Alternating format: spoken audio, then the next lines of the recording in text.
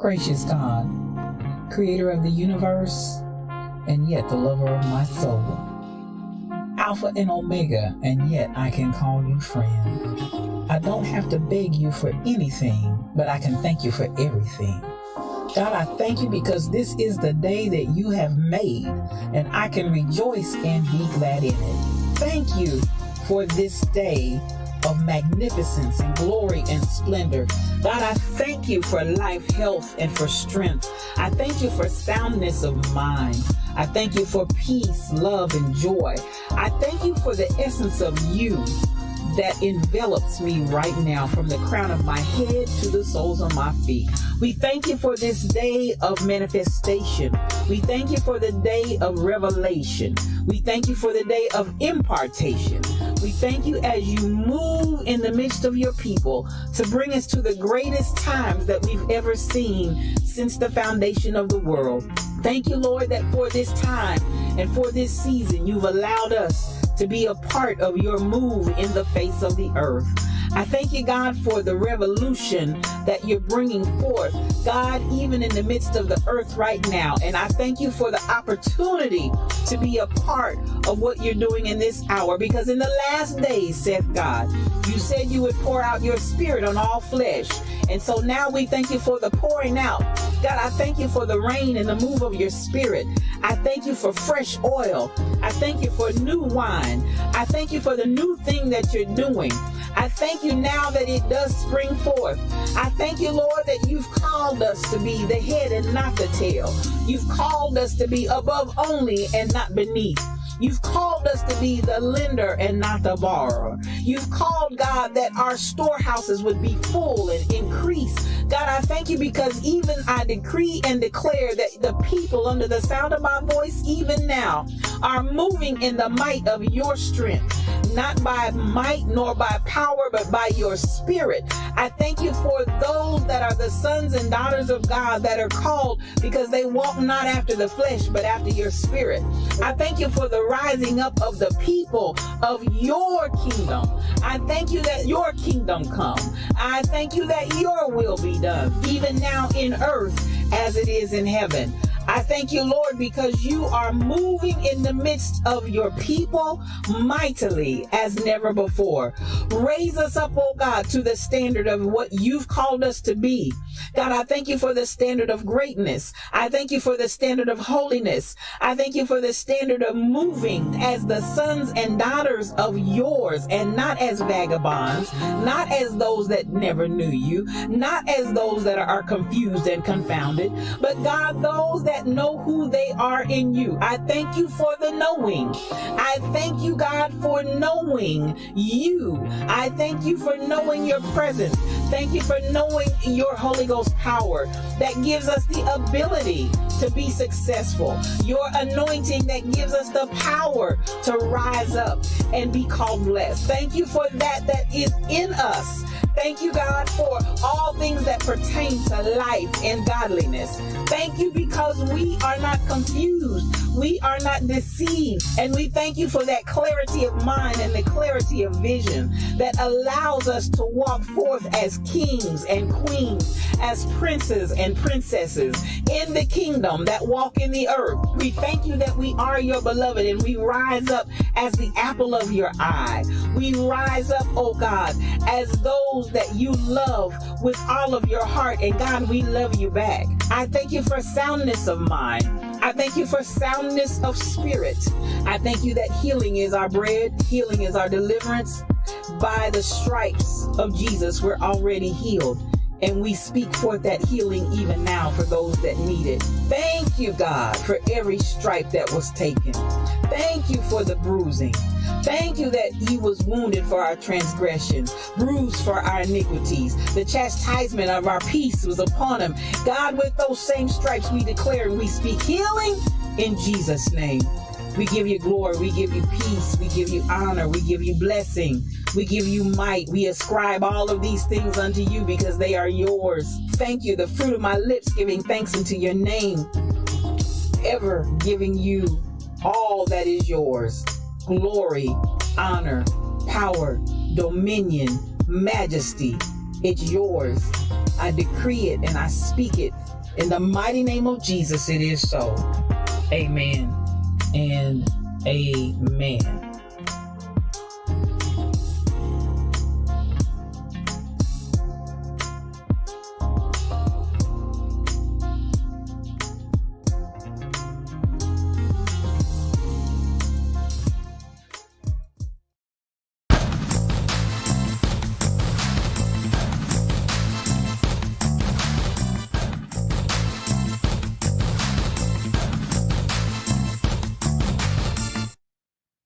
Good morning, good morning, good morning. I want to welcome you to today's edition of Yes You O Cubed, one-on-one, just me and you. And I am your spiritual thought leader, Regina L. Stillman, and I'm so glad that you joined me on this fine day. Yes, it is Friday, y'all. We got a fresh start Friday coming on. And listen, we're going to go ahead and get this in right now because I heard from my girl, the Quiet Storm, that it's another day pain-free. You better ask somebody. That's how we start Fresh Start Friday. Anyway, it's with a book. But we got a reason. I think it was Orlando Draper that said, I got a reason to praise the Lord. And then the old folks used to say, I got a reason and a right to praise him. So listen, we're going to exercise our right this morning, and we're going to thank God for the reason. Pain-free another day. Y'all better come on and give God some glory up in here. That's how we starting this Fresh Start Friday. Yes, it is. Yes, it is. Yes, it is. Get your shout on right now, because he's worthy of it. Yes, he is. Michelle, we are so grateful to God for your healing and the manifestation of the pain-free living. And we just decree and declare miracles, signs, and wonders over your life, sis. Oh, yes. There you go. And I appreciate you for coming in and giving that praise report on this morning, because truly it is a blessing, and I'm happy for you. Now, listen. I'm that one that when other folks are being blessed, I'll take it. When other folks, there's a preacher that I know by the name of Pastor Pulliam. He said, you know, if God is in the neighborhood, that means that he's close to your house too. You understand the words that are coming out of my mouth? He's in the neighborhood. And whenever he says he's in the neighborhood, it's a given and a understood that he's somewhere close to my house too. But while he's blessing my neighbor, I'm going to go ahead and give him some praise right there. So I appreciate everybody that's in here this morning. I hope that all of you woke up feeling fine and feeling good in your body, because it's another day's journey and I'm glad about it. Now let's get this party crack-a-lackin'. Y'all know how we do. Y'all know how we get it started. I reconfigured my studio a little bit, so you may see me moving and operating a little bit differently, but that's okay, because we're trying to continuously upgrade and move our stream in a positive direction. So I appreciate your patience. Listen, if Spiritual Thought Leader looks a little discombobulated from time to time during the stream, that's okay. Don't y'all get worried. Don't y'all get frustrated. Don't y'all get upset. I'll figure it out in due season. But I'm grateful. The Rebel Inc. is always working to get the studio upgraded and to help me in any way and every way that she can. We're praying special blessings for her. Y'all put some praying hands in there. Send up some prayers. God is doing great things, but we're continuing. And I never talk about her because she's that person that doesn't like to be talked about. But we're going to stop and just give her some prayer hands today. Lots of love and lots of prayer going her direction. I told somebody on yesterday, child, I miss the Rebel Inc., that Church of Funk, bangos, all of that. We just really miss her energy on Twitch and on the internet. But listen, I'm glad she's doing some self-care. But like I said today, I see those prayer hands. I see those prayer hands. We gonna stop, and the same way I call everybody else's name, we gonna call her name this morning and give everybody an opportunity. Now don't y'all, don't blow up and be like, oh my God, what's wrong with? She's doing well. She's recovering. She's doing some self-care, but that still doesn't preclude us from saying, I want y'all to stop and whisper a word of prayer in her behalf on this morning, because that's my girl. That is my girl. That is my faithful. So y'all know we're going to start this. Now listen, there's some little different things going on here with Grandpa Holmes's chair. So today's going to be a first. Today is going to be a first. I'm going to give an honorable mention to Miss Fabulous, because Miss Fabulous came in at 5 something this morning. But I'm going to give you an honorable mention on that Miss Fabulous, also known as Mel Holiday. But Mel didn't get the chair on today. I'm going to do something just a little bit different, because I saw something that happened this morning that was a little bit different. And I don't think anybody will be upset with the way that I do it, because I try to really give everybody, I try to, we used to sing that song, treat everybody right, remember the golden rule. I try to treat everybody right and remember the golden rule. And this morning was a little bit different, because something happened in the way of somebody coming in at 11:59. They got that timestamp trying to get that 12 o'clock, but they were just a little bit early, So then when they came back, there was an official person that had already got their lips, hips, and fingertips. And I'm saying official from the standpoint of they came in after 12 o'clock. Because you remember I said it starts at 12 o'clock Central Standard Time. So before that person could get logged back in after that 11:59, you hear the words that are coming out of my mouth, 11:59 timestamp. They did get a 12 o'clock timestamp, but somebody else had already beat them to that 12 o'clock timestamp. So I'm gonna do something just a little bit different on today because of that, in lieu of that. And so we're gonna take the official 12 o'clock, and I'm going to do something a little bit different with all of this together. And the official 12 o'clock, that it's a person that I know they're going to be cool. And today we're going to share Grandpa Holmes's chair, only because there was that timestamp issue, and the official is going to be honored as well as the person that missed that timestamp by some seconds. Because if the computer logged it at 11:59, they had to be awful close to 12 o'clock. and they came back and got a 12 o'clock timestamp. So that's why there's going to be two names for Grandpa Holmes' chair today, but I am going to honor the actual person that was in there at the 12 o'clock hour as well. So here we go. Now, what had happened was that actually gave an opportunity for somebody that was trying to get in the chair, but they were a little bit behind the 8-ball getting in there. It's going to push them into that love seat. So here we go. Today's going to be a different day. Yes, it happened today on November the 5th in the year 2021. Something different happened in that VIP section. So here we go. We're going to give the second runner up and an opportunity to get in the love seat. We're going to give that to, y'all need some volume. BTD Mom, you are the runner up, girl. You made it. See, you never know how God's gonna bless you. I'ma tell you. You never know how God's gonna bless you. Congratulations, BTD Mom, for being that second runner up. And you just never know how the Lord's gonna work it out. Now, as we come on back, the second runner up and the second occupant to that love seat, I'm telling you, Shelly Thunder. Yes, you got your lips, hips, and your fingertips into that love seat in the Lion's Den this morning. And I want to congratulate you as well. Now, this is going to be the official winner of Grandpa Holmes' chair that got in at 12 o'clock and was able to beat everybody else on the 12 o'clock schedule. And here we go. I'm going to give it. It goes to none other than, it goes to Kim Possible 7-Eleven, y'all. She did it. Kim Possible 7-Eleven, she did it. Yes, she did. But wait.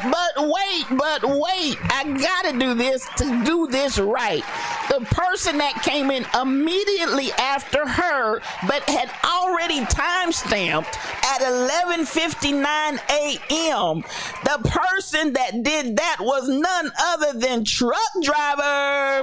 Yes, Truck Driver, Mamu Fasa. He came in and timestamped at 11:59 and then timed in immediately after Kim Possible. So today I'm gonna ask Kim Possible, Pastor, would you scoot over just a little bit? Would you scoot over just a tad? I know you will, because I know you that kind of person. We're gonna put both of y'all in Grandpa Holmes' chair, because y'all did that this morning. Is that all right? Truck Driver, I love you. Kim Possible, I love you. BTD Mom and Shelly Thunder, I love y'all. And Miss Fantabulous, Miss Fantastic, Miss Awesome, Miss Go for a Ride, Miss Fabulous, go for a ride and come back alone. I appreciate y'all. And so listen, it's a beautiful run that y'all had on this morning. Grandpa Holmes' chair, y'all working this thing out. I'm trying to tell you, y'all just working this thing out. And I love it, and I love you. Thank you. And I think that, is that fair? I try to be as fair as I can all the way across the board. But listen, Kim Possible, I appreciate you. It's that 12 o'clock girl, you must have that thing down to a science. And listen, Shelly Thunder was a 12 o'clock recipient as well, so don't get it twisted. All three of them first came in, Kim Possible 7-Eleven. The next one on that 12 o'clock timestamp was Truck Driver, and the third one on that same 12 o'clock timestamp was Shelly Thunder. So I want you to know, you're talking about milliseconds that these people are in difference between when they get their lips, hips, and fingertips in Grandpa Holmes' chair. They ain't playing, y'all. They ain't playing with this thing. So listen. listen, I love it. I love it. I love it. I'm thinking about how I got to do something for Grandpa Holmes' chair. I got to do something because y'all are doing this thing in such a spectacular way. I got to do something in a spectacular way for Grandpa Holmes' chair. I'm thinking on it. I'm thinking on it. And if you got some ideas, you can whisper it to me, chat it to me, email it to me. But we're going to give you something for Grandpa Holmes' chair. I love y'all. Now, come on. Y'all know how we do it over here. Get your coffee cups out. Get your coffee cups out. Get your coffee cups out. Because I want to say good morning to everybody that's in the room. Oh, before I do that, let me go ahead and say good morning, and then I'll get the announcements. I want you to get your coffee cup out, get your coffee cup out, get your coffee cup out. Because listen, this is a great day. It's a marvelous time to be alive. And I want to just chit chat with you that are here. But I got to say good morning to everybody that's in the Lion's Den this morning.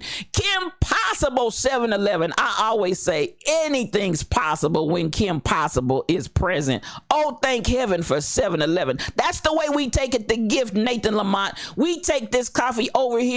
No cream, no sugar. We take this coffee strong and black because we tells it like it T-I-Z-T-is. I see you, the gift, Nathan Lamont. MCP 812, come on in the room, otherwise known as Two Tambourines. Come on in here, sis. I love you this morning and I see you. We're coming on up. Mino 3782, baby, she already put it in here. She is our telephone number directory and she keeps us on our P's and Q's, and she came in this morning talking about love, and all I could say was yes, yes, and more yes, because that's what it's about, Mino. I love you, and thank you for stopping in here this morning.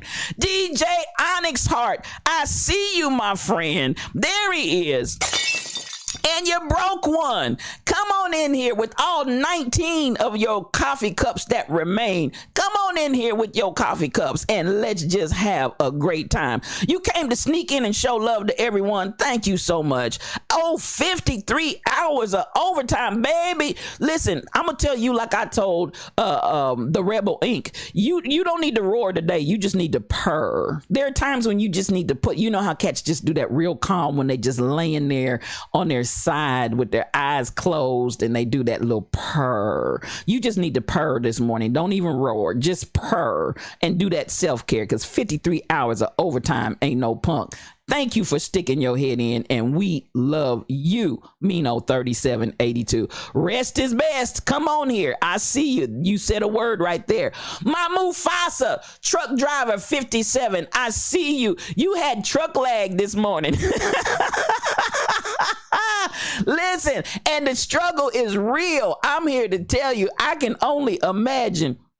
But you're here, and I want you to purr too. Listen, everybody that's in here that needs to do some self-care. If this is a day not to roar and all you can do is purr, baby, just purr your way right on into glory, because there's nothing wrong with that. There is nothing wrong with that. I'm coming on up, and I see BTD Mom. I see you, sis, and you know I love you. Mad love for everybody that's in the room. Stacy Blessed One, as well as DJ Onyx Heart. They are streamers out here in the Twitch streets. I want you to support them, encourage them. Since you had that stream you had yesterday was just awesome.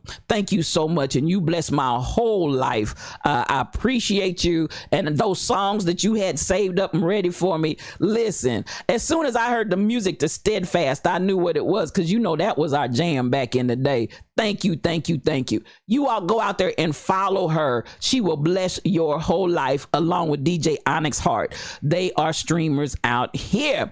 Mel Holiday, also known as Miss Fabulous, is in the room on this Fresh Start Friday. And I want to say good morning to you, and I see you. I see you. I see you. Come on in the room. Michelle Brownell, that is my quiet storm. I'm telling you, she will change the atmosphere just with her presence. Yes, she will. And even as we came in this morning and went into a straight buck, she came in testifying this morning, pain-free, another day. That's what I'm talking about. Listen, I love it. I love it. I love it. Listen, I see you, Mel. You said you were sleeping good and you couldn't get up for Grandpa Holmes' chair. Y'all Y'all silly in here. As I said, the Rebel Inc., that is my moderator. That is my old faithful, young faithful, just faithful. I appreciate you. I see you. I hope you're getting some rest this morning, Rebel. I appreciate you. I see you. Much love to you as well. Now, let me see. I'm coming on up. And we move. Oh, yes. Listen, folks. This is my friend, and I appreciate her. Funny Chemist is in the room, sir. I saw you got banned yesterday. They thought you were a troll. Sometimes when those troll names come in, they come in with names that look a little suspicious. So I want to apologize for my mods. They don't play, baby. They don't play. If it look like your name is not right, Funny Chemist, they will ban you. So I'm apologizing for your banning, but I saw where they unbanned you. And yes, I appreciate your subscription. I do. I think you are our latest subscriber. No. I think actually Nancy Jackson is gifted a sub, so she's my latest subscriber. But you're next to the latest subscriber here in the Lion's Den, and we are so glad to have you. Come on and let's roar. We love you all the way in the Virginia state. Now I'm looking. Anita Harvey, I see you. And my friend, I am always happy when Kinetic K comes in the Lion's Den. You are a blessing. Thank you so much for joining us on this fine day. Mad love to you, and I hope you enjoy the Lion's Den on this morning. Yes, Mino 3782 had 800 TRY LOVE, and that's what we talking today. Try love, because it'll change the world. Now, I think I got everybody just about. If I'm missing somebody, I'm scrolling real fast, because we gonna get this party crack-a-lacking and get this party started. But you know, one of the best things I enjoy in the morning is coming in to say good morning to Hey, there she is, Crazy Berrytown, y'all. Block a Hole Ministry is on deck. Crazy Town, they don't play. They will cut you off.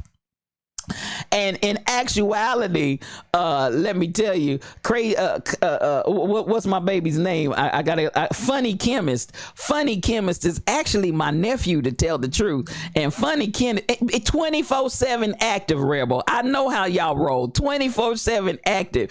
And so I would not have known it except for he was making sure that his subscription had gone through, and that's how I did. He didn't tell me what his screen name was, but when I saw it, I said, "Oh, that's my baby. That's my baby. That's my baby." And he subscribed and everything. So he got unbanned, and I'm so happy about it. But like the BAHM is on duty 24/7. Now let's get this party crack-a-lacking, and y'all get your coffee cups out, because listen, it's time for us to get this party going. And listen, I'm gonna make a few announcements here before I get started, because I want to share some things that are coming down the pike. I am so excited. I want y'all to check in with me. We're going to do some things differently, but I want you to check in with me here on Sunday. I want you to please come on. Well, actually, let me start with today, because this is going to happen later on today. I want you all to come in and hang out with me and my girls. You know, my millennials, I love them. I hope y'all love them as much as I love them. My babies, they come in on Fridays at 2:00. Today we're talking about your health, and we're going to be talking about BMI. And I tell you what, when I did, Crazy Berrytown is a streamer. I'm glad I saw your name. She is a streamer. She will Zumba you to Zion. She is a whole vibe and a whole blessing. She came on the other week and set the house on fire. And Crazy Berrytown, I just want to say this to you as well. Not only we had on last Friday, we had DJ Wild Rose Onyx Heart, who came on after having heard Crazy Berrytown the week before talking about grief, and she came on and began to share about the grief and experiences that she had gone through. And so I appreciate that. And Crazy Berrytown, I want you to also know I'm getting whispers, I'm getting texts, I'm getting emails from people that are working through their grief, and the impact that your stream and your sharing Crazy Berry Town, the impact that it had even in this stream right here, with the number of people that have responded to what you shared and responded and started talking about their grief and responded and started the journey. Some that had really not recently gone through, but it's now a time that they're ready and beginning to work through some grief that's just been kind of sitting out there in the parking lot. I want to say thank you, Crazy Berry Town. You never know the impact. And this is, I want to come back and give that praise report, because I want you to know the impact of what you started here in the Lion's Den, how far reaching it is. I don't ever want you to underestimate the power that you have, and the way that it came in to the Lion's Den and has made such a difference here in the Lion's Den. I believe that God is going to use that through you to the whole world. So you be encouraged. Keep doing what you're doing. Keep doing it the way that you're doing. Keep your heart just the you know, I love you. You know that I love you. But you're a blessing to people. You're a blessing to me. And I just wanted to interject that today. I didn't want that to go without being said, so that you know. I want to testify. And to those of you that whisper me, to those of you that inbox me, to those of you that email me, please know I take every one of those shared experiences that you give me. I take them seriously, and you're in my heart. I hear you. I see you. I'm here for you whenever you need to call and talk, or whatever the case may be. Yeah, Crazy Berry Town, I'm glad that makes your heart smile, because that's real. That's the real deal. That's for real up in here. King Coogee is in the house, y'all. That's my sire. That's my brother. I love him. Yes, I do. I love him. And so I want to welcome him into the Lion's Den today. And listen, I'm going to say, let me take them down for just a second. This brother right here, I really have to say, he was a lot of the beginnings of the Lion's Den. You know, when I was just getting my feet wet, and I had been going for a minute, and other than my immediate family and friends, nobody was coming and supporting the stream. I appreciate my family and friends who have been there since day one. King Coogee had to be one of my first that actually came in, this brother, and started showing love. As you see him in that Yes You shirt, that showing love is not only in the subscription in the channel, but the merchandise, the tracks that we had, you know, every way that he could open himself to this stream and to show love to me. That's King Coogee, and that's my sire. That's my guy. He is a streamer. I would love for you all to go out there and please support him. Drop a coin. He's got word out there that will bless your life. Just support my baby, because that's my guy. That's my guy. That's my guy. Now yes, life. You hear us say life, and you may wonder where that came. And at the onset, man, he was writing poems. He was writing words of wisdom.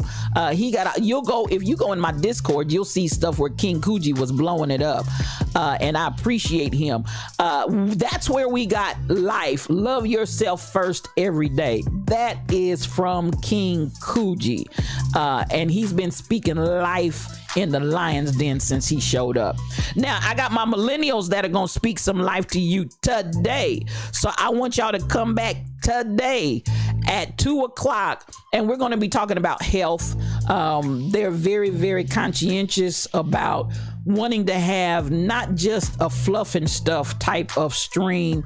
They really want to share information and knowledge to help all of us to better ourselves in a group. Now, this is one of the things that they're getting ready to start, and they'll tell you more about it in the 2:00. They really want to start a group where we have a journey of nutrition and getting our bodies well together as a group. This or that out there on Facebook. That's what they're doing. They'll tell you more about that on today. Also on Sunday, I want y'all to check us out. We're going to switch up some things on Sunday in the 6 o'clock on the Yes You with Friends. My friends are the best, and we just chit chat. We have a good time, and I want you all to really come back on Sunday. Sunday, I'm going to do something a little bit different where we can get to know even my guests, my friends a little better. So come back and check them out. Won't you do that? Now, so much for the promos, and thank you all for your time. Now, as they used to say, announcements, a terrible death to die. Sometimes announcements are just take you out. But listen, I wanted to get that in this morning. Now, this is where I'm going to start. While we slumbered, slept, and slobbered. Listen, I want to start with some good stuff today. Is that all right? And we're going to close out with some good stuff. While we slumbered, slept, and slobbered, y'all, there was a little bit of stuff that went on. Let me get my slumbered, slept, and slobbered, because I enjoy slumbered, slept, and slobbered. There it is. I had to find it. While we slumbered, slept, and slobbered, there were a few things that happened. I'm going to start with this one right here because I think it's really interesting. And this may be interesting to you, Crazy Berrytown, because I heard you said you're pretty deep off into this area right here. The wrong one. That ain't the screen I want to share. Hold on just a second. Chad, I done turned this thing around. Let me get back to my live. I done turned this thing around. Okay, y'all bear with me just a second. I told y'all I changed my screen around, so I had to. There we go. All right, now let me come back this way. Let me do this or that. Let me do a little bit of this. Let me do a little bit of that. And here we come. I want to talk about this story on today. Oh Lord, and now it came back, but it didn't come back with the right story. So that's okay. What I'm going to do here is close it out, and I'm going to talk until I get it back. The mayor of New York, that black brother said, listen, y'all, don't y'all give me a paycheck. Y'all pay me in Bitcoin. Can you believe that? He said, y'all pay me in Bitcoin. Don't nobody bring me no bad news. Y'all bring me some Bitcoin up in here, and that's how y'all gonna pay me. So I thought that was the most interesting thing to me. I was like, really, my brother? Bitcoin? Now, you know, I'm like, I'm a little nervous. I don't know about you, but I'm a little nervous. I'm like, now, Crazy Berrytown, you tell me if it was you, would you want to be paid? And he doesn't speak for all the New York. I see some energy up in here, Shelly Thunder. I see some energy up in here. Lord, you gonna have to give me the 411, because at the end of the day, I'm like, Lord Jesus. That man said, pay me in Bitcoin. I said, what the what? Now, that to me is going into a whole nother level. And I heard you. Now, you know what, Shelly Thunder?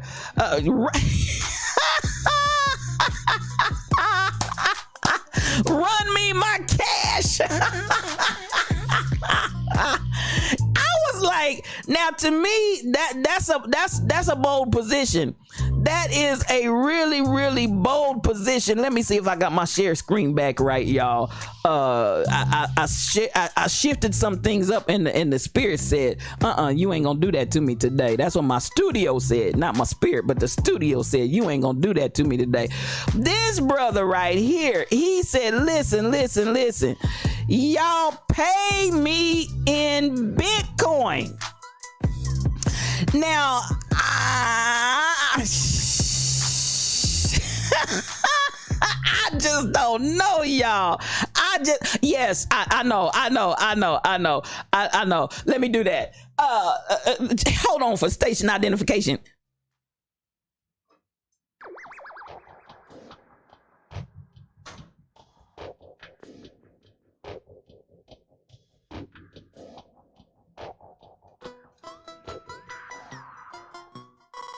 Okay, I got it. I got it, Rebel. Now, Bitcoin Bitcoin is off the rails and will continue. Okay, I hear you, Gear Crazy Berrytown. I think I'm with Shelly Thunder on this one. Give me my cash. Okay, Rebel, let me know. Let me know, Rebel. Give me my cash. That's all I gotta say. Show me the money.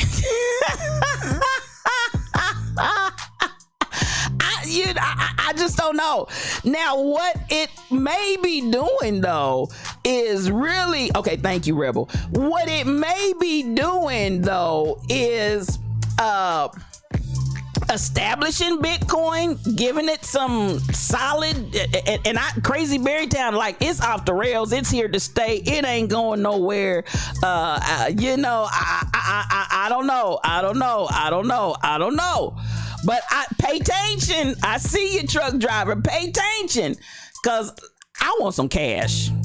And for this brother to basically say, this is Mayor-elect Eric Adams. He announced yesterday that he wants all three of the first city paychecks to be Bitcoin. He's coming in with a total change. He's got a total makeover mindset. He's like, not only am I coming in as the first, as a mayor, I don't know if he's not the first black, but I'm coming in here and we ready to turn some stuff upside down, and we gonna start right. Tall Pumps, I didn't see you sneak in on me, sister. Come on in. That's my friend Tall Pumps, and she pumps tall. You take pay via half Bitcoin, half cash, half and half. I hear y'all, but I think I want all of my money. I think I want all of my money, y'all. I want it all in cash. Now y'all playing the game as far as I'm concerned. And so yes, thank you so much. Dinkin was the first. Thank you. I'm just in the mindset. I don't know that I'm ready to put my whole. I don't even know that I'd say half, but I hear y'all listen, y'all risky for the market. Y'all, and listen, this is the thing about the market. The more risk you have, the more profit and gains you can make if that risk turns out okay. So, I guess brother say, hey, I got it like that. Just pay me all three checks, complete, lock, stock, and barrel. As long as he's only speaking for himself and not for all the city employees, it's no biggie. It will be on him if the Bitcoin tanks. I got you, sis. I got you. And that's why I'm saying he may be financially set and secure to the point where if he lost, and this, I'm going to say it like I said the other day, and I am no longer a financial advisor.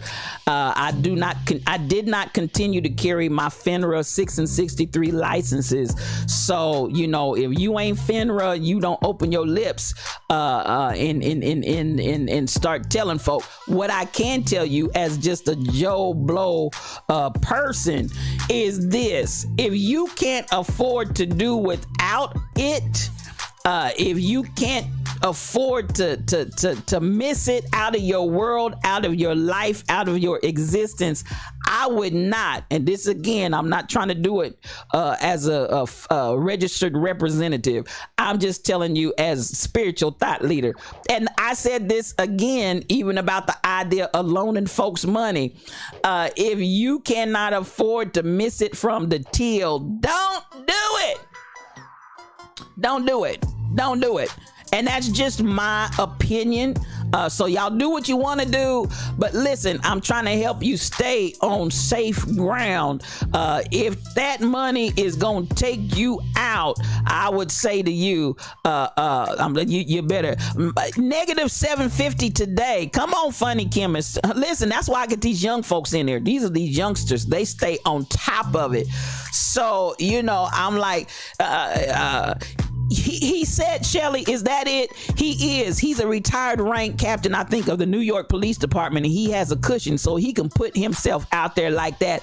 But as far as the rest of the city employees, show me the money. Thank you for that information, Funny Chemist. So, you know, that I saw that and my eyebrows raised, because I was like, he really has a lot of confidence in the coin. But you know, at the end of the day, I'm like Shelly Thunder, let that joker speak for himself, because I want cash. Give me some cash, y'all. Don't y'all bring this other stuff up in here. Y'all give me the cash. So there you have it. I want to come here. I thought that was interesting. This story right here was different. While we slumbered, slept, and slobbered, and even though it may not be on the beaten path, this was what was in science when I went out there and looked at what was going on in the science world. There's some kind of, they're calling it a creepy zombie fungus that turns insects into horny necrophiles, proving nature is sick. Now that's adding on to their opinion there. But again, it was reported to me in Science Alert. There's a fungus that's growing on plants, and basically what's happening is, what happened was, this fungus, when the bees get a hold of it and eat it, because you know they pollinate and they go and they eat, and they, you know, it's a trading off scenario there. The bee gets from the plant gives to the bee.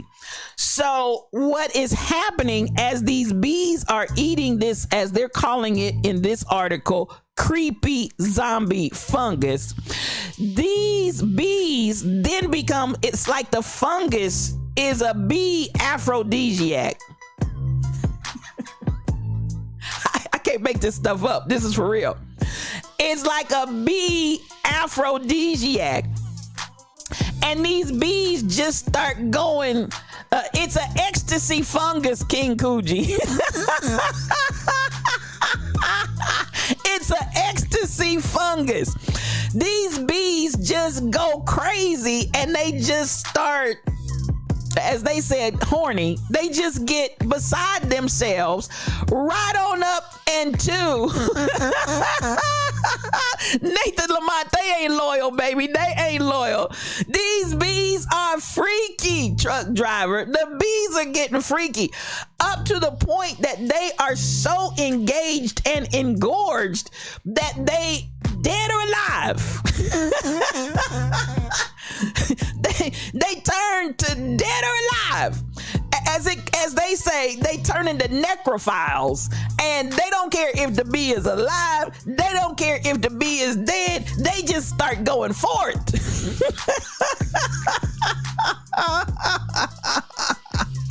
Now, you want to get some of that, honey? King Coogee. Watch out for the biologists.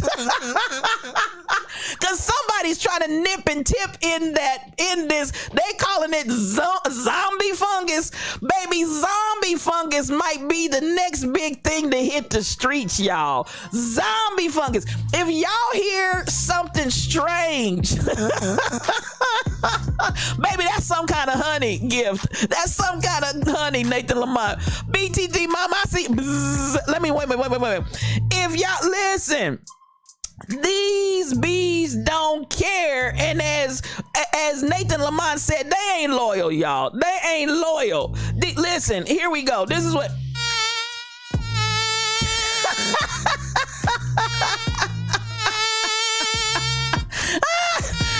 Baby, they said, we don't care, dead or alive. Let's get it on. I said, now that this morning, y'all, was how I woke up and started reading what happened. What had happened was, while we slumbered, slept, and slobbered, and y'all, I'ma tell you, I ain't gonna lie, I cracked. I said, now this story right here, only in the lion's den will they appreciate this science story right here. Yes, Crazy Berry Town. Yes. Those bees are out there buzzing, Crazy Berry Town. CBT, I'm telling you, and listen, and the lions are roaring. The lions are roaring and telling the bees, give me some of that. Wait a minute, what's that song from the 60s? Can't get enough of that funky stuff. They about to go buy some, you about to go buy some recently gathered honey and lock yourself. You gonna lock yourself in the room. Come on in the room. Oh my God. And if you were watching the story of my girls at 2:00, no, actually 6:00 with Royal Confession, some of y'all about to go find Tom. Some of y'all about to go buy Tom. Some of y'all about to buy Tom and get busy. Y'all about to really give another name to Busy Bees. Busy Bees. It's a whole animal kingdom, Crazy Berry Town. It's a whole animal kingdom. I read that story and I cracked. I'm not gonna lie. I read that story and I cracked up, DJ Onyx. I was like, y'all got to be kidding me. Y'all got to be kidding me. But this is a true story. I'm not making this up. Saying, it's a parasitic fungus and it's got this big long name. But it is working. It is working overtime. And it also says house flies. So if you've seen an overabundance of flies up in your mix, if you've seen bees out here looking like, listen, and you know what? I'm gonna tell you this, because when I go to the lake almost every day. I find a different lake, a different body of water almost every day, and I just go and I sit. And there has been this unusual gathering of bees, and I'm like, these bees are just like coming out of nowhere, and they'll almost chase you down. And I'm like, I'm wondering if they done had some of this zombie fungus. I'm just wondering if they've had some of this zombie fungus. Because babies, when I tell you, those bees been out of control. I mean, I've been having to run back to the car, put the windows up. I mean, everything. They come in the car. It's like these bees have gone crazy. So I'm like, you hoping it doesn't make it to Africa? Listen, I never heard of such. But just so you know, there is a zombie fungus out here that's got these bees going crazy. So that was a crack to me. I read that one this morning and I said, y'all, this is too much. It's too much. Now I want to know, I just want to know, bees on steroids, baby. I want to know what's going on with these movies, y'all, because at the end of the day, we got another one here. Now this they're saying the individual died from natural causes, but an Indiana Jones crew member has also now why you want to pop up? That's okay. Let me come on back. They decided they wanted to switch to another screen. But listen, an Indiana Jones 5 crew member was found dead on location in a production that's already been very troubled. Now I'm looking, now it comes back. Okay, so I'm looking and I'm saying they're in Morocco on site, and I'm like that's why the flies were on TV. All these dead folk on the TV sets. I'm like, what in the world is going on with these shows and movies where these aren't even the actors, these are crew members that are waking up dead. What's that about? So I'm like, y'all know everything that's going on with Rust and the whole kit and caboodle around that, and I'm like, man, I don't know if I'd be out here on set in these days and times. Now, I do believe that they ended up saying they think this man may have died of natural causes, but of course, with all of the Rust hoopla, they had to hurry up and get out and run this story about this weird, and Indiana Jones 5 is having a lot of issues, production issues. So then on top of all of the other issues that they're having trying to film this movie, then you have this guy that wakes up dead, and it's just like, oh my goodness, what is happening out here in the industry? And when you get to even the issue about what happened with, I just can't even in my mind. Thank you for hosting the stream, DJ Onyx Hart. Thank you for hosting the stream, Michelle Browno. I appreciate you all. I can't even imagine what the family of the production lady and the producer and the camera person who thinks you're going to work and you're gonna get shot, while at work by somebody that's working. Why? And they about to go back to making Hollywood sets in Hollywood and ATL. I want y'all to go out there to the ATL and give Tyler Perry and TD Jakes Studios some money too. But yeah, I think King Coogee, because I was like, the rush to try to make these movies realistic, to go on set and shoot, or go on site rather and shoot. I think the movie industry has outdone itself. I didn't even know, and maybe you all knew this, I didn't know they were using real guns. And I guess that's just how antiquated my mind and my thinking is. I'm still thinking they're using fake guns with blanks that look real. I didn't know that they had escalated to the level of putting real guns out there, and that's where hot and cold if it doesn't have live rounds in it, hot if it does have live rounds in it. Why would you even put yourself in that position? I don't get it. I don't think we have to do and go to that extreme to try to make something realistic. Bullets don't have a name. And even though Alex Baldwin is saying they told him, whoever handed him the gun, it was a cold gun, as was brought up, the point, anytime you're handling a gun,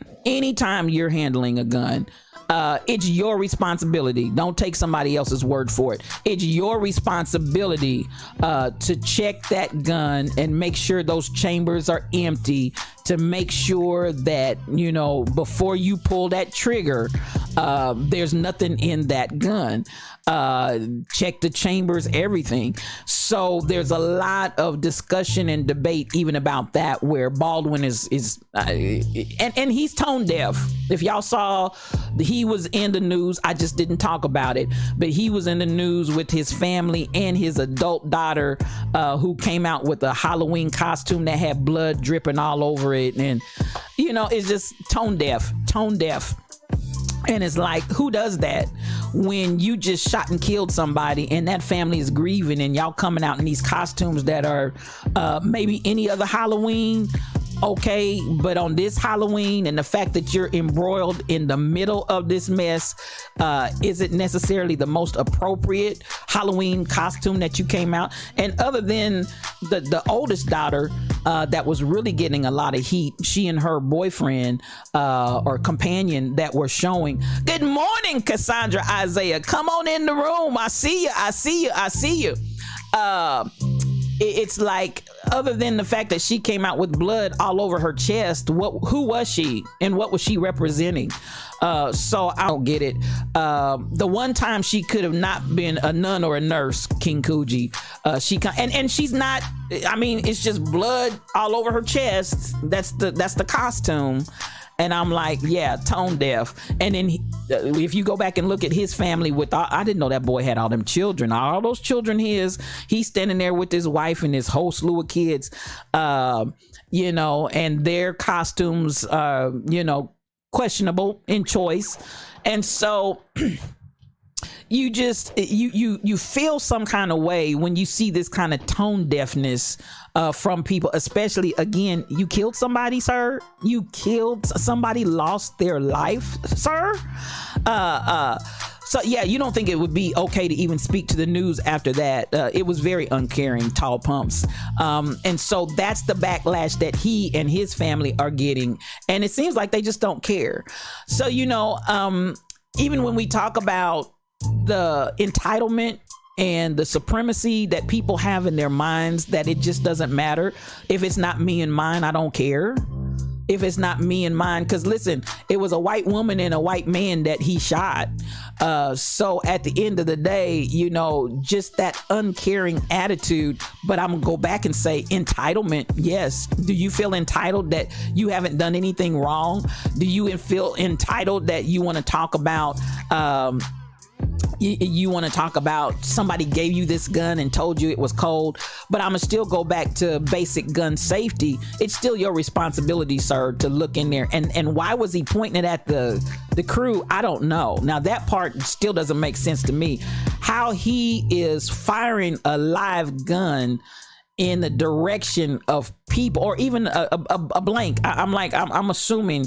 I don't know, because I got to see the visual of the whole setup, how they were all situated. Because I'm still like, even with a real gun, why is it that you actually are in a position that you could shoot somebody with some live rounds? I don't know. It just doesn't make sense to me. You don't know if he was trying to show that he is not worried about it, it was an accident, but even the compassion. And that's where I'm going with it, King Kuji. And that's why I underscore entitlement. When you don't care about other people's feelings, when you don't care about how it impacts somebody outside of yourself, that's where I say you feel entitled. You feel entitled. You feel some kind of entitlement that says whatever I do is okay, and y'all just deal with the consequences. Human compassion to me would have really been, I just killed someone. Come on, fam. Let's, if we're going to celebrate, there's nothing wrong with celebrating, but let's think about the costumes that we're choosing here before we just go out here and gallivant around. And the daughter, the oldest daughter, I was just like, no ma'am, no ma'am, no ma'am. Because at the end of the day, it almost to me seemed to be like a thumb in the face, thumb in the nose kind of scenario with that costume. Because I was like, ma'am, no. He was on TV hugging the husband, saying he was sorry. And I, at the end of the day, actions speak louder than words, beloved. And that's, I guess, what I'm trying to get to. The actions here are just really suspect. So the fact that he murdered somebody, is he going to jail? Probably not. It's highly weird. I hear you, Tall Pumps. It's highly weird. And at the end of the day, it's just a lack of humanity to me, in my opinion, that this even became a topic and an issue with he and his family. So then, I just don't know. Empathy, sympathy, some action to show remorse for loss of life. Your family would react much differently if it had been on the other end of the gun. And see, this is the thing, Cassandra, and you hit the nail on the head of what I'm trying to say. Something is wrong, people, if the only time we feel anything is when it impacts me and mine. And so let me take it out of that. Let me take it out of that context and shift it. I remember when in this city we have Black Church Week for the healing of AIDS. Black Church Week of Prayer for the healing of AIDS. That's what it was. That started back in early 2000s. And, I can remember in that with the clergy and sitting and having conversation. And I'm gonna condense this Reader's Digest version, but they had no compassion for the people that were dying of AIDS here in the city. And I'm talking about the clergy. We would sit and we would have group discussions as clergy on educating and talking to our congregations. And the clergy members had absolutely no care or concern and were voicing and spewing the same rhetoric, get saved and get ready to die kind of insensitivity. And at the end of the day, 3 years later, two of the most vocal, dominant, prominent pastors here in the city that were brothers came back to that same group setting, snotting and crying because some of their family members now had contracted HIV and were full-blown AIDS patients, and now they want to learn, and now they want to, let's talk about this. We need to open our eyes and we need to get an understanding. And I did have a feeling of compassion for their family members. I can't necessarily say I felt a whole lot of compassion for those two leaders, because when it wasn't your family, you didn't care. When it wasn't your family, you were mean and nasty. So I want to take that same type of behavior and kind of stretch it maybe a little bit, but to me it's the same thing. You need to care and you need to be concerned when it's more than just impacting you and yours. And so we see this kind of behavior, and I just think I think it's egregious. We go to jail for accidents too, King Coogee. I get you, sir. I get you. Hollywood, Holly won't. Come on. That's a good one, Nathan Lamont. We need to love each other as God loves us. And that's at the end of the day, that's it. I think Mino dropped that in there before she left out this morning. Love, it's all about the love. So we need to make sure that we have care and compassion. And so, and I bring that up because we can look at Alec Baldwin and say, oh, look at what you did, but then, check your own house is the only thing that I'm saying here. Check your own house. Now, Tamar, she's trying to jump in here and get some on the let's make a change in our neighborhood. I'm gonna bring this up and I'm gonna share it because I feel like anytime we have an opportunity to talk, come on, Cassandra, I'm gonna read these last one. We must learn the real true meaning of LOVE. It will help all of us so much. You are so true, Cassandra, in saying that. Sometimes it's hard depending on what it is, but other times if it's something that affects a majority, you should have some type of compassion. I hear you, King Coogee. I hear you. Let those who build glass houses cast the first stone. Come on. I hear you, DJ Onyx Heart. Tamar is trying to get in on changing our narrative. So she is revealing that she plans to put 10 million in a gated community in Atlanta and affordable housing in Baltimore. And so at the end of the day, I'm looking and I really want to get completely on this bandwagon with Tamar. And my only question is, will she follow through? Maybe she will. I don't know. I hope that she does. I'm glad that she is out there reporting and revealing that this is what she plans to do. Now, I'll say this. King Coogee says this a lot in the stream from time to time over the time that he's been coming to the Lion's Den. Move in silence. With Tamar, because she's, I want to say, sometimes a magnet. You wonder where the money's coming from, Crazy Berry Town. And she's a magnet for attention, Crazy Berry Town. And she's an attention hoe. Or has been. Let me not put her in that context. She has been. Now she's been in rehab. She's been in mental health facilities, trying to get herself together, so on and so forth. I'm wondering where the money's coming from to Crazy Berry Town, and I'm wondering, is there going to be a follow through? Because Tamar likes attention, or Tamar liked attention. So I'm looking. I hear you. If they're trying to get folks to jump on the bandwagon and say that the way it doesn't look like you are bragging about your moves, and I totally agree, King Coogee. I totally agree. The move in silence, and I'm gonna touch on that because I got another statement that I'm going to bring out a little bit later on in our stream today that kind of speaks to that, because there are times when you just need to be quiet and do what you're going to do and then let folks see it when it manifests. And in this instance, I have to say, and I'm nobody. She's announcing it before the action. So she is an jealous hearted spirit on her. Tall Pumps, I'm gonna, and I hear you, and I'm gonna go back and say the Tamar that I saw earlier, and now even in her defense of herself, when she was snotting and crying, when she had to break down, shaved her head, went all kinds of places, emotionally, mentally, dark. What I will say is that she said that basically what happened to her was that they need a villain in these reality shows. And she agreed wholeheartedly to be the villain, but that villain is not who she is. It was an act and a put on. I just don't know about that one. I heard it. That's what she said.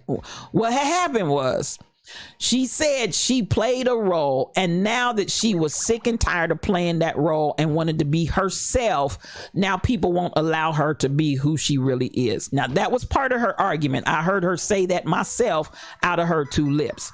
So I do know that reality is not reality. It's still scripted and made up. And, you know, for everybody that believes it happened just like that, I need you to wake up and smell, get your coffee cup out, get your coffee cup out. I need you to wake up and smell the coffee.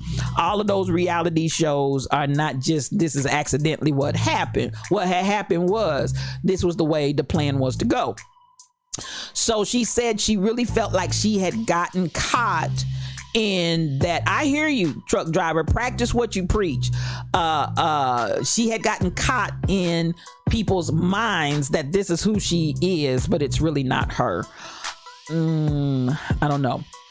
No shade, but only after she won Celeb Big Brother did she say she was able to buy a house to raise Crazy Berry Town.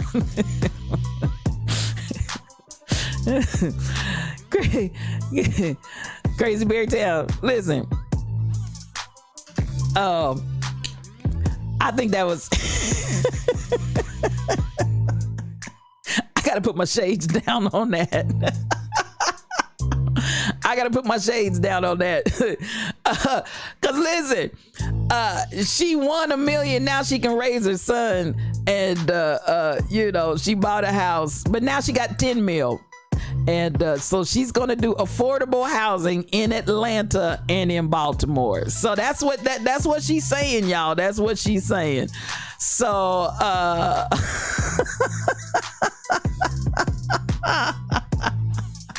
CBT, you got me cracking up. I really want to really laugh. I really want a good belly laugh, but I'm trying to hold myself together because I don't want to diss this sister. I just feel it's suspect. This story is suspect to me. And you know, you heard that too, and you're not buying it. She cut the fool. She did. She cut the fool. She cut the whole fool on her mama. And listen, I'm telling you, she cut the fool. And I'm with you on that. I don't care if you playing a role or not. Ain't no way you can make me cuss my mama. Ain't nothing you can do, and no check you can cut for me, and no kind of way that you're going to give me notoriety that's going to make me cuss my mama. So you know, that's why I'm telling you, I'm feeling some kind of way, and I just, this story is suspicious. And I don't know, y'all. With time, truth will be revealed. And there you have it, Cassandra. We pray that she is who she needs to truly be. This is drifting into the future. The well is deep. I got you. And I get you. Where is the 10 million coming from? I hear you, Crazy Berry Town. That's a good question. Good morning, Barbara Hardy. Come on in here, my friend. This is my these are they friend and my sister. I love you. Come on in here. And that's a good question. And we do. I want her to be real in this. Dr. Dady Priest. Yes, Dr. Dady Priest is in the room. She is a streamer. She will engage the whole vibe. She is a vibe. And so let me stop and go here because listen, I love Dr. Dady. I want y'all to know Dr. Dady is gonna be with me on next Thursday. Dr. Dady is gonna be in the room with us on next Thursday, and she's gonna be sharing and engaging the vibe here in the Lion's Den with you lions. I don't want y'all to miss it. I don't want you to miss it. I love this woman. I do. I'm telling you, there are people that God gives you a connection to by the Spirit. I have a spiritual connection. She is purty, King Coogee. She is purty.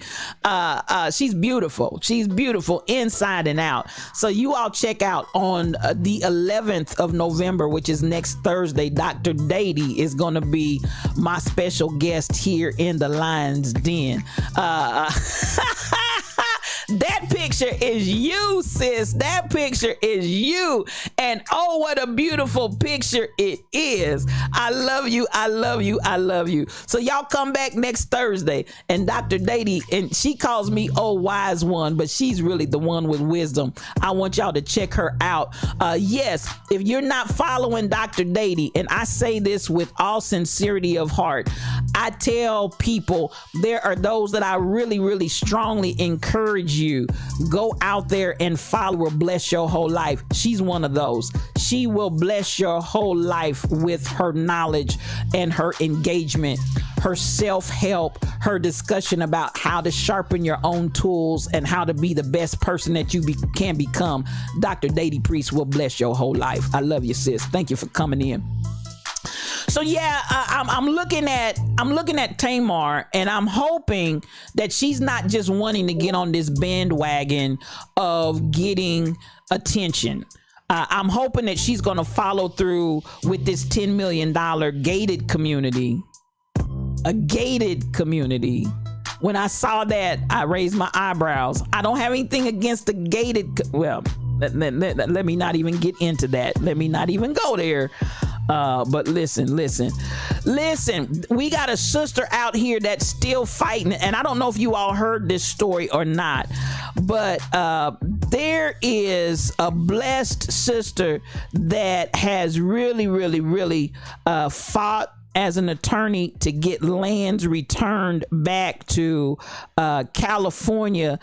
Some black folk that really, Kavan Ward is her name.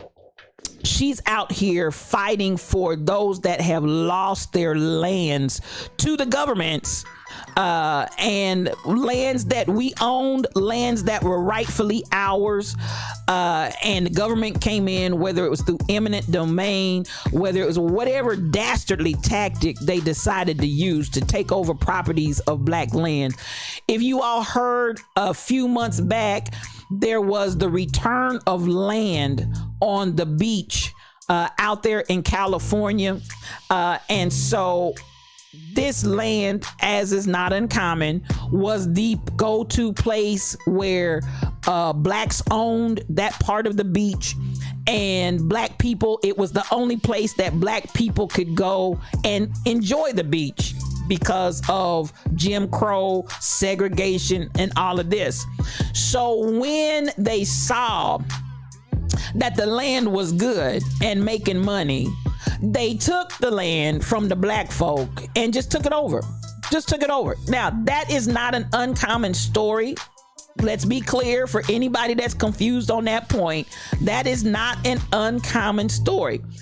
So what this sister did and what she is doing and her appeal today as she's moving around, and I'm like, Lord Jesus, if we really start making folk give land back, some folk gonna be real sad up in here because somebody gonna be without some land because a whole lot of this land we took from folk.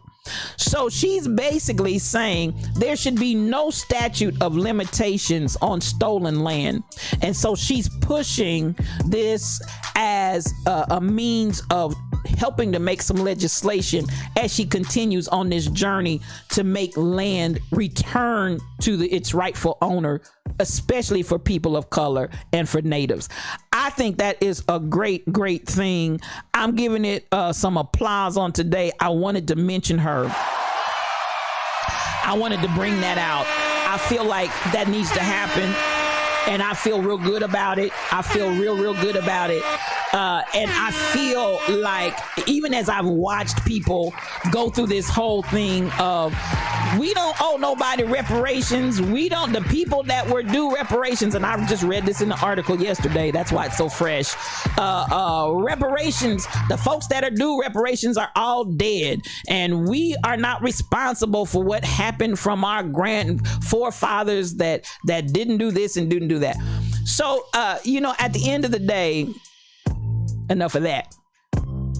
I haven't done one today, so let me go ahead and do it, because that's a good place to put one. Could it be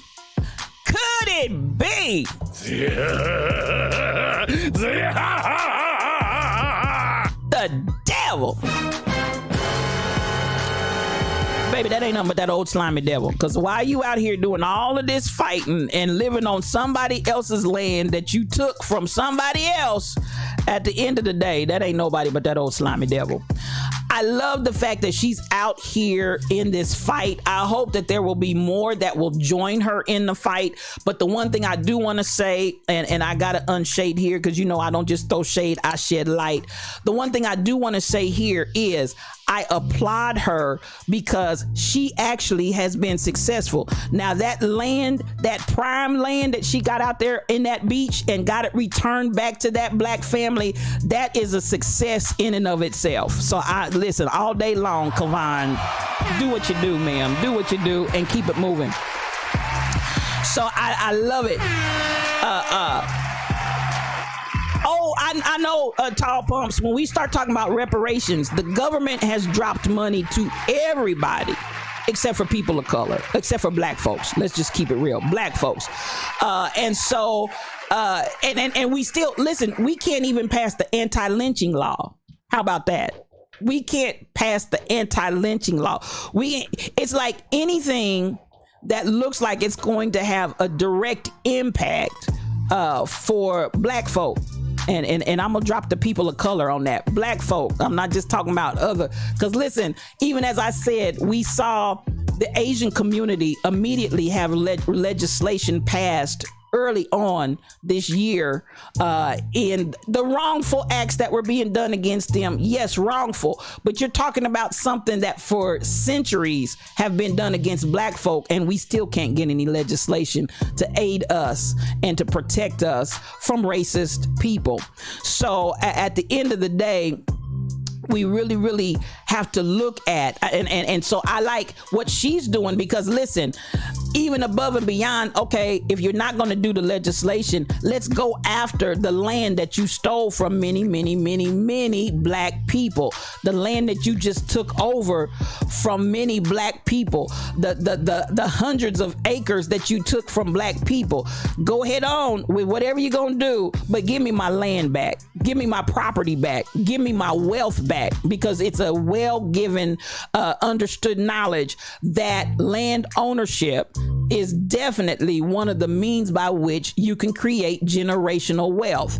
So if this sister continues to go after the lands that people can prove, and listen, we really can't prove it. If you go back far enough, there's records to show. But as we're coming into this time and season of, we've been talking about reparations for years. You're not going to give it to me. We've been talking about coming to a place of giving the anti-lynching laws and the jury. Let's get some stuff on the books. Let's get a pathway to how we can stop some of the insanity that's being enacted against black and brown bodies. Then by all means, I want her to go forth in her ministry. Do you understand the words that are coming forth out of my mouth? I want her to go forth in her ministry. If she and I want her to get more to help her as she goes into getting whatever she can in lands returned back to people that rightfully should own those lands. I love it. Excuse me. I love that. And I want to see more of that. I want to see, because at the end of the day, if we can get some real property returned back into the hands of the people that originally owned it. Now, let's be real. I'm gonna go back to the concept of drown towns, and I think I found one here in Missouri. And it's interesting, the more I started researching on it, it goes to a certain point, and then all of a sudden you can't get no more information on it. That's a good indicator that there was some hanky-panky that happened here, and all of a sudden there's no record, there's nothing further back that can be found. And the drown towns that they made public and national parks, just came in and flooded them out with water. That's why they call them drown towns, and didn't even have the decency or the courtesy. They just went in and drowned the whole town out. And let's be real, I'd be suspect as to whether or not there were still people in those towns when they drowned them out. So, you know, these are realities that are not made up. It's not fabricated. It's not imagined. This is stuff that really happened, that we have to go back and say, how can we turn this thing back around? Some of that because they've now designated a lot of that property in this drown town scenario as parks and public places that are owned by governments, you know, because the government owns it. But listen, the government can turn some of that stuff back over too, as far as I'm concerned. Everybody needs to come clean in this day and in this time and in this piece, or show me the money. That's all I want. Show me the money. If you're not going to do right, if it's a drown town and I can't get it back because you've now flooded it with water, give me my money. I need some coins. Pay me. And so when you get in all these people's arguments about reparations and we don't owe nobody, come on, really. I want to come here and we're going to get ready to get into our segment of what I really wanted to talk about on today as we close out in this final 30 minutes.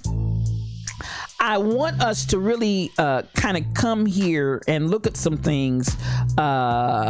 Sonia Sanchez, if you go out there and look, I love her poetry.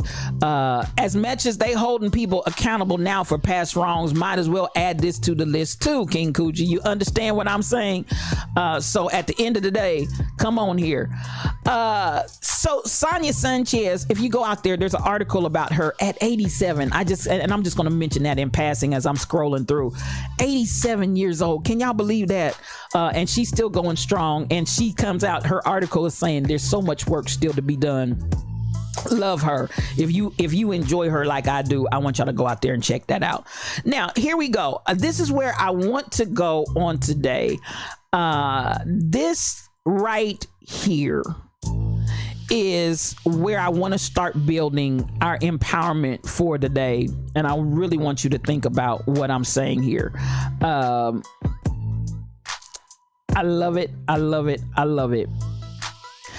I release the thinking patterns and versions of myself that I created to survive. I am transcending beyond the trauma I endured, and I welcome growth and peace as my birthright. I release the thinking patterns and versions of myself that I created to survive, and I am transcending beyond the trauma I endured and welcome growth and peace as my birthright. Now, for somebody, there may be, well, you know, my life didn't have trauma, and especially if I'm talking to people of color, Black folk. Listen, just our historical existence in this country as we've had to endure it and continue to endure.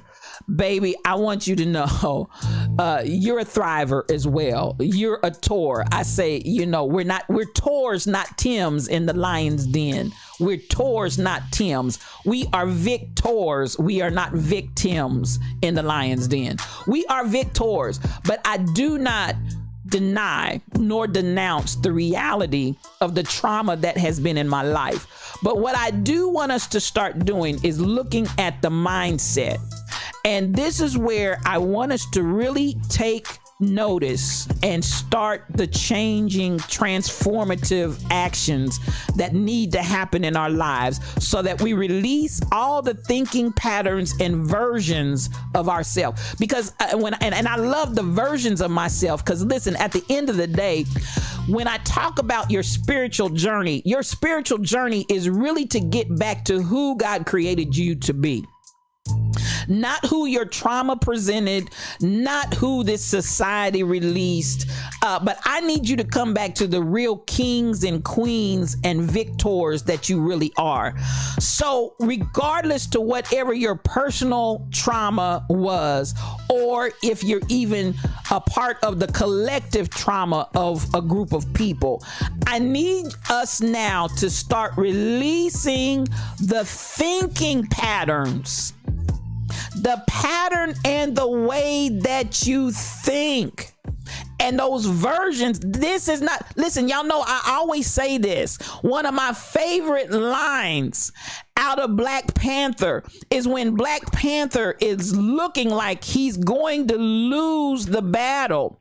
He looks like he's not going to win. And his mother, yes. And so let me be spiritual thought leader, the spirit of a mother that says to you, show them who you are.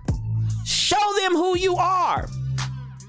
T'Challa, you are the Black Panther. I don't care who comes to challenge you. I don't care what comes to say, no, you're not. I don't care where you come off with the who do you think you are. You only got this because of this, and you're only because of that. Baby, you are a victor, and I need you to show them who you are. And so as you shift, come on here, Shelly Thunder, as you shift, I need you to get the thinking patterns. Do you hear what I'm saying? The thinking patterns. I need you to cut another pattern in the way that you think. They talk a lot, even in sports, about visualization. And the reason why they have visualization is because you've got to create a pattern of thought. You've got to create a pattern of thinking. You've got to create a pattern that really sees what you do and who you are and where you're at. And I'm glad I said that, because that triggered something else in my mind that I want to show you. I just got to talking, but something that I've got, let me see if I can find it quick, fast, and in a hurry in a video. I want you all to think about it. There is something to visualization. There is something to actually getting a new pattern in your thought. Yes, we talked about growth mindset on yesterday. I'd like to show you guys. I want to share this with you, and this I shared some days back, but I want to share this with you because it just came to my mind. When I talk about visualization, some of you need to start visualizing in this day, in this age, in this time, in this space, in this place. Let that ruminating.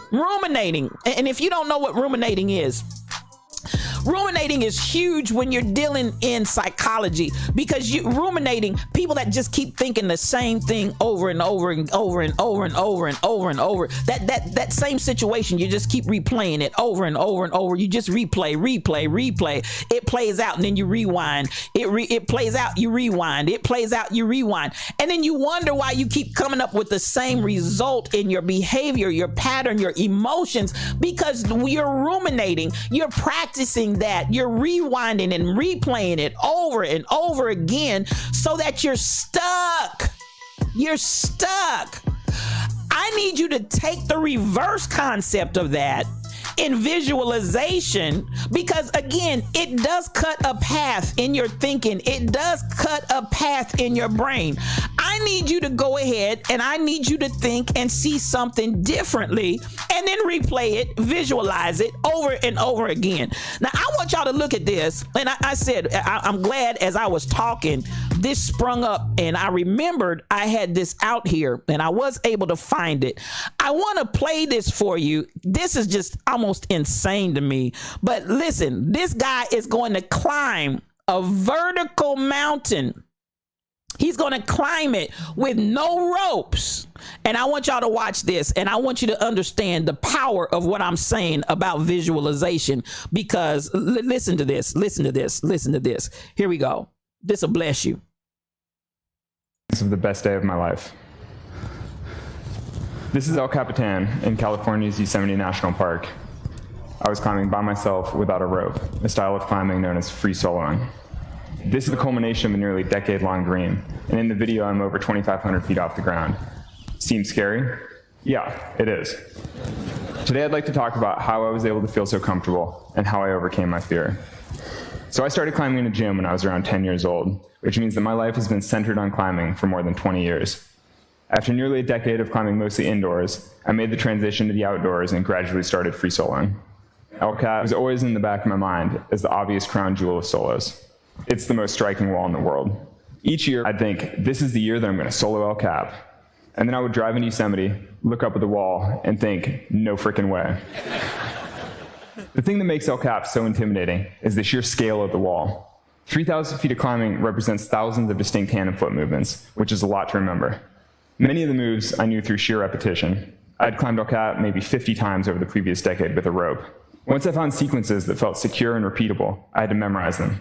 I had to make sure that they were so deeply ingrained within me that there was no possibility of error. Staying calm and performing at your best when you know that any mistake could mean death requires a certain kind of mindset. That's not supposed to be funny, but it is.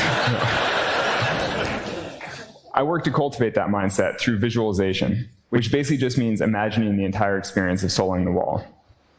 Partially that was to help me remember all the holds, but mostly visualization was about feeling the texture of each hold in my hand and imagining the sensation of my leg reaching out and placing my foot just so. I'd imagine it all like a choreographed dance thousands of feet up. The most difficult part of the whole route was called the boulder problem.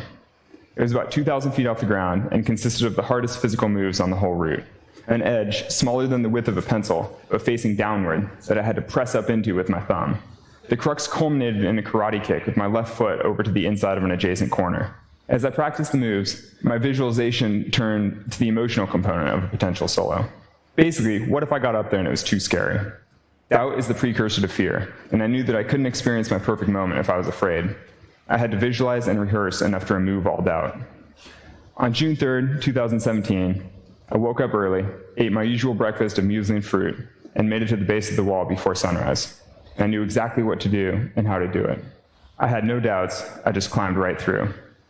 I rested for a moment below the boulder problem, and then climbed it just as I had practiced so many times with the rope on. My foot shot across to the wall on the left without hesitation, and I knew that I'd done it. With 600 feet to go, I felt like the mountain was offering me a victory lap. I climbed with a smooth precision and enjoyed the sounds of the birds swooping around the cliff. It all felt like a celebration. And then I reached the summit after 3 hours and 56 minutes of glorious climbing. It was the climb that I wanted, and it felt like mastery. Now, y'all, when I tell you visualization, did y'all see that joker?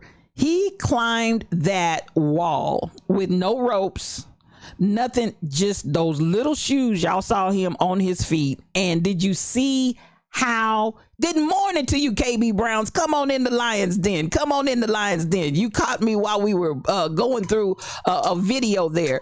Because if you heard what he said, he practiced it. Did you see that, Kim Possible? That was absolutely astounding. And hey, and really what he talks about is how many of the athletes of today have really relied not only on practice, not only on perfecting the different moves and whatnot, but visualization.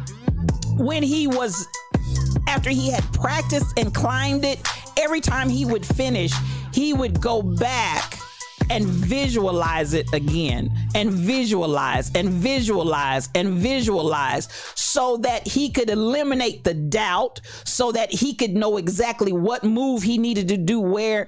Did y'all see that? It didn't even look like there was enough there for his fingers to even hold on to. I'm telling you what, that is just wow for me too, Crazy Berrytown. And as impossible as that seems to many of us, because that's not our area, like he said, he'd been practicing this ever since he was a little kid. In his mind, this is what he wanted to do. This is what he wanted to do. So he took the time as he got the opportunity, first with ropes, to climb it, and practice, and then again to visualize. I want y'all to get that down in your shondo. There is nothing that is insurmountable to you and for you if you will just commit yourself to it. Now, this is the other thing. When I was I'd like to show you guys this 30 morning, seconds let me, of the best day of I'm my sorry, life. I hit the wrong button. But this is what hit me this morning as I was thinking, and I said, you know what? National Park. Stop it, shut up. So at the end of the day, that's my own fault because I hit the wrong button. I looked at it and I said, now yesterday, and let me see if I can get back into this one. Yesterday, I showed you something and we talked about something, and this swung back around in my mind. And I was like, okay. Let me see if I can find this real quick. But the comment was about, let me get back in the right channel. That would help. The comment was about the idea when Elon Musk said, if you say you're going to do it in 30 days, you'll get it done in 30 days. If you say you're going to do it in 3 hours, you'll get it done in 3 hours. I'm scrolling real fast to see if I can find it, but I'm going to go ahead and just talk it. So ultimately, at the end of the day, he said, you're going to do it in whatever time you set for yourself. And so that goes for every goal, that goes for every plan, that goes for every achievement that you're after. What do you set your mind to do? And so even when I was thinking about that, one of the things I said to myself this morning is that maybe I need to encourage some of you to even set a time window. And so what am I saying in that? A lot of times, too many of us are stymied and paralyzed because we say, I'm going to clean my house. Now, like Elon Musk said on yesterday, and he said that's how he handles himself. He gives himself a window. And if y'all want to string it out forever, thank you, Shelly Thunder, for hosting the stream. I appreciate you, sis. If you want to stream it out and strew it out forever, that's your choice. But if you could do it in 3 hours, do it in 3 hours. It's all about your mindset and what you determine for yourself. So when I get into this place of review, it suddenly dawned on me, some of us are just saying, I'm going to clean my house. You don't even give yourself a time window in which to complete the task, which says to me right there, you're not ready to do it. You're not committed to do it. Because when you get committed to do it, when are you going to get it done? And when will you get it done by? There is that place where some of us need to go ahead and make that commit. Stop having this open-ended, whenever I get to it, whenever I get it done. L7 Kings is in the Lion's Den. Come on in, and we're so glad to have you. Thank you for sharing the stream. I need for some of you to make a commitment even to your time window, because you just got it out here willy-nilly whenever. And guess what happens when you're just out there willy-nilly whenever? It never happens. So I need you to go ahead in these days that lie ahead. As a matter of fact, as we come into the month of November, I want you to actually start doing a chronicling of your journey. What are you doing and how are you accomplishing and where are you at? And start measuring, start looking at, because some of us for too long will continue month after month. I'm going to do it. I'm going to do it. I'm going to do it. When? That's my question to you today. When are you going to get it done? What is your time window that you're giving to yourself? What is the place that you're saying, okay, I want to get this done? And then begin to continue in the process of, I'm going to retrain, and I'm going to come back to that. I'm going to retrain my mind. I'm going to retrain my thinking as to what it is that I want to do and how I'm going to do it. And in the meantime, I'm releasing the thinking patterns and the versions of myself that I created to survive. We're not in survival mode now, my friends. We are currently in thrive. It's time for us to thrive, not just survive. So as we're coming into thrive mode, I need you to release the thinking patterns. There he is. One reason. That's my brother. Come on in here, Bishop. Come on in. He is a streamer. He is my brother. Please, please, please follow him. He will bless your whole life. I need you all to begin to say, what do I need to do? And how do I need to begin to position myself to move now so that I can release these old thinking patterns? And for some of you, it has been what I need to do and how I survive. I do this, I do that, I do the other. No. Release those thinking patterns that you created and now come into the person that you are here to be. I need you to transcend beyond your trauma, transcend beyond your past, transcend beyond all of that, and now begin to welcome the growth and the peace. It's your birthright. It is your birthright. This is what you are entitled to. This is what you are born for. So yes, we're going to be accountable, Tall Pumps. We got to be accountable. We've got to be accountable to ourselves. Listen, we're not little kids anymore. You don't need somebody standing over you saying, okay, turn in that paper on Friday. That paper is due on Friday. Okay, do this. And no, we are accountable for ourselves. We grown up in this piece. So I need you to continue to move forward. And what you were supposed to take away from those 1K through 12 years of learning, it wasn't supposed to stop there. It's just a matter of now, I don't need a teacher standing over me telling me to do that. I don't need this person instructing me to do that. I have the means and the wherewithal to do it on my own. So guess what? I know how to say, okay, I need to research this to be the best person that I can be. Then after I research it, give yourself a time window and then put that stuff in motion. I need you to come into the laboratory and make it happen. I need you to come into the laboratory of life and do that thing. Stop just talking about what you will do. You're grown. You're not a little kid anymore. Stop acting and expecting the things that little kids do. We are grown up in this piece. So yes, I'm accountable to myself. I'm figuring out and understanding what do I need to do to release this mindset so that I can get to where I am entitled to be. Now, this is the thing I want to come here and I hope I can find this quick, fast, in a hurry. But listen, I posted something out there the other day, and I mean this with all my shondo, and I hope y'all can get this down in your shondo too. I'm not just my ancestors' wildest dreams. I am my descendants' greatest hope. Do y'all hear me this morning? I'm not just my ancestors' wildest dreams. I am my descendants' greatest hope.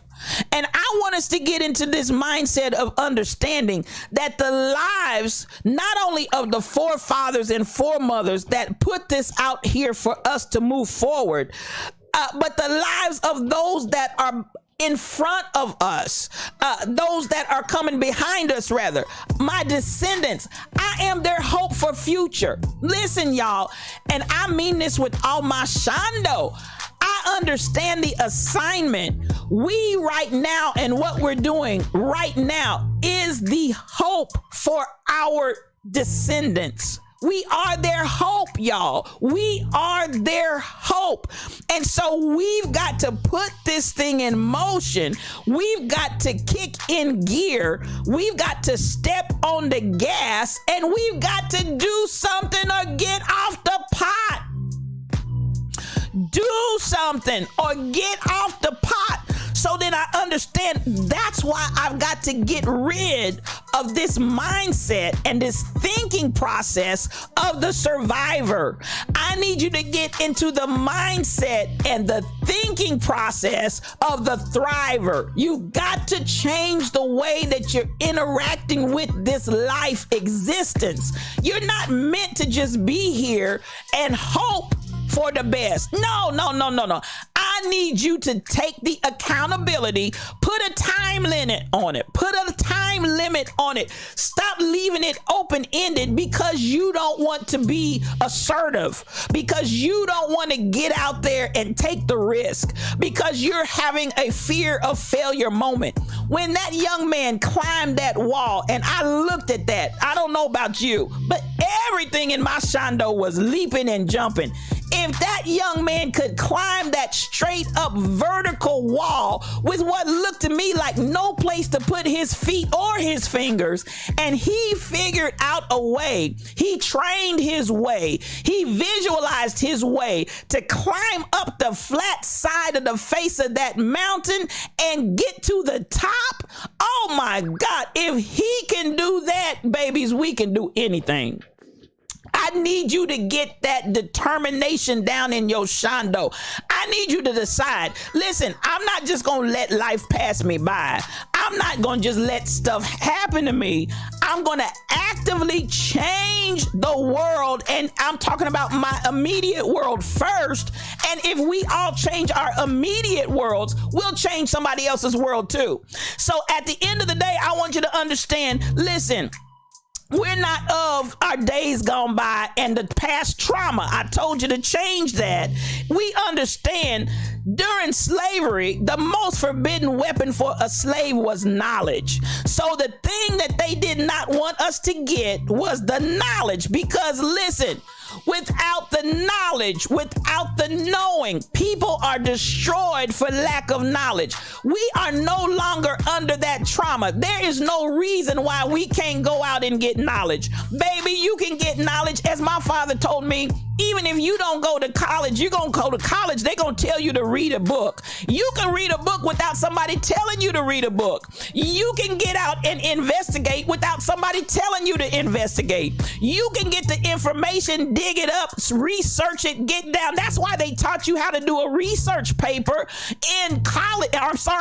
College too. But in high school, you had to turn in that term paper because they wanted you to learn how to research. Now, that research we always want to translate to go into a job. Baby, research for your own entrepreneurship. Research for your own ownership.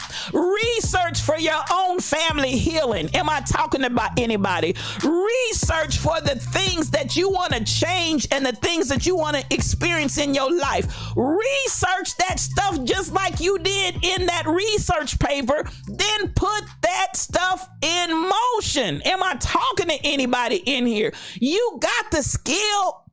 You had to pass the class. You had to do it. And so many times, if it's not involved with my job, if it's not involved with my education, I don't need that anymore. Yes, you do. You need to know how to get a resource. You need to know how to get a source and then go and draw and get the information and then critically analyze the information and then put together.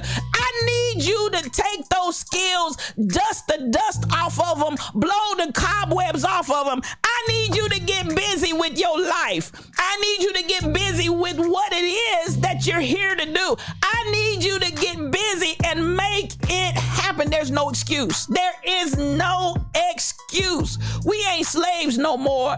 We're not forbidden from reading, writing, and arithmetic, because somebody needs to know how to add up in this piece. I need y'all to really get together and let's do this thing. We got to come back to the accountability that it's within our reach, it's within our power, it's within our know-how. And listen, even the areas that you may not be strongest in, network. You got people out here that this is, they walk it, they talk it, they breathe it. Network. You may not need to reinvent the wheel. You might just need to put the wheel on your car. Am I talking to anybody? You might just need to put that wheel on your vehicle and ease on down the road. I need you all to really understand the level by which it's in our power to make the difference. We're not powerless. I don't care if they don't pass any legislation. I don't care if the folks that we want to win don't win the vote. None of that matters. It's in our power to turn this thing around. It's in our power to change our own narrative. It's in our power to make a difference. We just need to utilize the tools that we have and stop sitting on our hands and whining and crying. We can't get it done. But have you got up and tried it? Did you try it? Did you try to do something different? Or are you doing the same thing the same way it's always been done and expecting a different outcome? Yes, that's what they said insanity is. I need you to think and do and act and move differently. It's a different day. It's a different hour. It's a different time, y'all. Stop trying to do that old stuff, same soup warmed over, but then you change the wrapper and say this is a new candy bar. No, baby, a Reese's peanut butter cup is always a Reese's peanut butter cup. I don't care what kind of wrapper you put on it, and I don't care what name you put on it. It's still a Reese's peanut butter cup. It just may be manufactured by somebody other than Reese's. So I need us to really start moving in this space. I need us to really start moving out of I'm not empowered. Yes, we are. We are empowered to make this difference and stop looking to everything and everybody. It doesn't matter.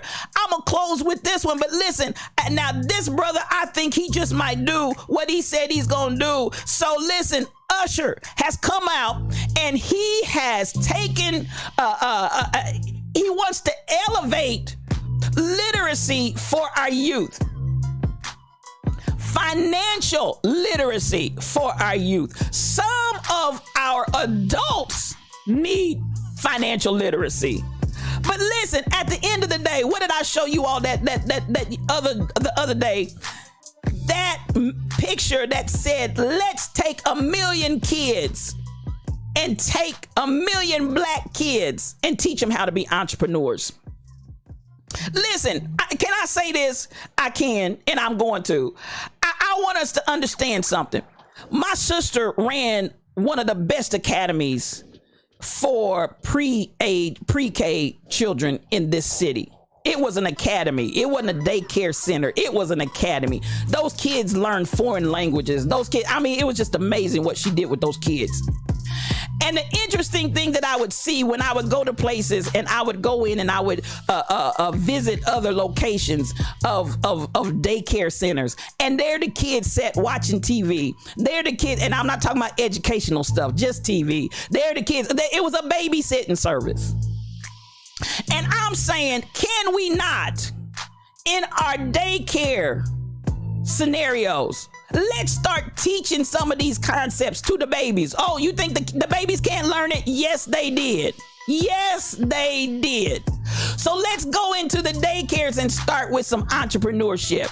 Let's go into the daycares and start teaching. Listen, there's so many other elements and levels of what can be done, and we can start with these babies. We don't have to wait till they're way grown and then you're trying to reform and reformat their brain. Baby, get these babies when they small and let's start teaching them something different. Am I talking to anybody? So when I saw this and Usher's already received the funding for it, he's starting to get monies coming in for it, I said yes, yes, yes, and more yes. Come on with that, Usher, because at the end of the day, I want to see us. Thank you so much. I appreciate you. I want to see us come to a level where, yes, we're looking at our children and we're giving our children something different. Let's go into these daycares. Let's go into, hey, it might be grandma, grandpa. Listen, let's get some books and some literature in their hands. Let's start writing some books for children. Let's start getting all of this and direct it toward our children so that they can have a different experience and a different outcome. Am I talking to anybody in here? So at this age, come on, each one teach one. I see you. I'm sorry, I haven't been looking at all of your comments. I will go back and read them. But I'm telling you, this is the time for us to make the difference. This is the time for us to really, come on, I'm talking about a lion's move. Get these children acclimated to financial literacy. Get these children acclimated. Listen, I can appreciate 1 + 1 = 2? How can I appreciate 1 + 1 = 2 and also teach how that works in financial literacy? Let's break that down and put it in some applications, because baby, I don't care what nobody said. These young children know money. They know money. Don't you fool yourself. I never will forget my nephew. And listen, they all know money. My sister's children, they all know money, baby. I never will forget, and it's time for me to get out of here. I gave that boy some change. And it was some good change, too. That baby looked at me and said, "Ain't you got some dollars? Ain't you got some dollars?" And I was just so taken aback, because he already knew as a toddler there was a difference between what he could do with change and what he could do with those dollars. Y'all ain't buying what I'm selling. And to this day, baby, he doesn't play with his money. As he said, "Give me them bennies, not them 20s.